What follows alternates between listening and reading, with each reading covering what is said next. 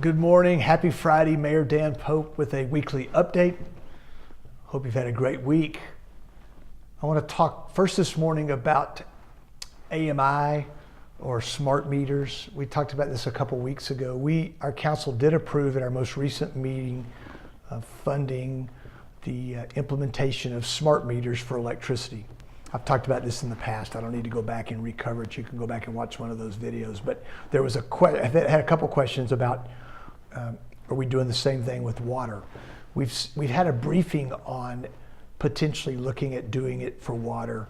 We've got some decisions to make. Remember that on the electricity side, on the LP&L side, that is already built into what we're paying. We're not going to pay extra for those. It's not going to increase your rates to do that. And that implementation will take about 1.5 years to get it fully implemented. And there'll be more updates certainly as we go down the road on that. Second, Auditorium and Coliseum. At our council meeting next Thursday, the 28th, in the afternoon at our work session, we'll get a briefing on Auditorium and Coliseum. It'll be a brief update as to where we are, but I think you'll find that of interest. So just FYI on that.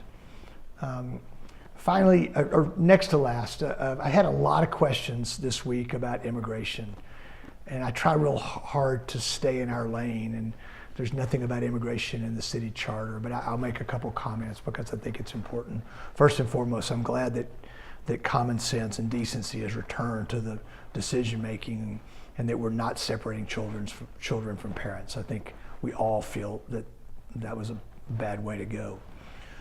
Second, personally, I support comprehensive immigration policy law that can and will be enforced.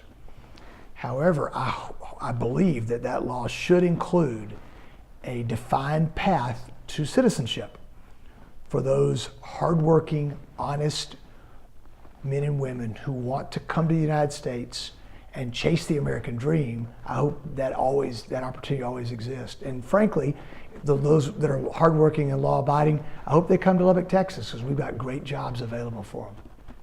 Finally, this morning, I want to read a letter that we received from a recent visitor to Lubbock. And she sent this letter to the police chief, and this email to the police chief, but she and her friends were visiting from Great Britain, and her friends from the West Coast. So let me read this to you real quick. Myself and 2 friends were visiting Lubbock last month, and we had planned to go see the Buddy Holly Center when it opened at 1 p.m. on a Sunday afternoon, following a visit to McKenzie Park. It was while we were in McKenzie Park that we got a flat. My 2 friends, both visiting from Los Angeles, tried AAA, but they were no help. We also called the car hire company, we would call that the rental car company, who unhelpfully suggested that we drive back to Dallas on a spare. As you can imagine, we were extremely worried. We'd just arrived in Lubbock the evening before, so we did not know our way around. Plus the city was very quiet, so we felt a bit stranded. Then along came Officer Picone. He had noticed that we were standing by the car for some time and looking stressed, and he made his way over to see if he could be of any assistance to us. We explained the situation and that we were only in town till the next morning. He radioed back to the station to find out if there were any tire shops open on Sunday, and he escorted us then not to but 1, but 2 places. The first place couldn't help us for several hours, and Officer Picone was concerned that us waiting around on our own, concerned about us waiting around our own in an area that we didn't know. At the second tire shop, he went ahead of us to explain the situation and to ensure that we were not taken advantage of in terms of cost, etc. An hour later, we had a new tire and we were on our way.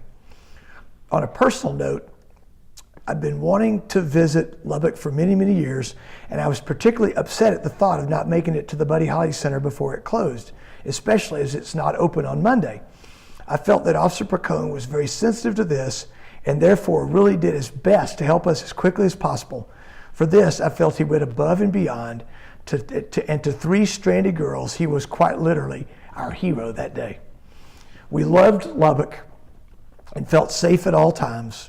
What a lovely city you have, an exceptionally kind, diligent, and helpful officer serving visitors. Please pass my thanks on again to Officer Picone and make sure he knows that since coming home, I'm telling everyone about that day, and how Frank saved us. Thank you so much. And she goes and closes her letter. Thank you, Officer Picone. I think you represent the Lubbock spirit. I know that there are many, many, many other examples of people that act just like you do, and you make me proud to serve as your mayor. I hope you have a great weekend. I appreciate your thoughts, your support, your encouragement, and your prayers. Talk to you next week.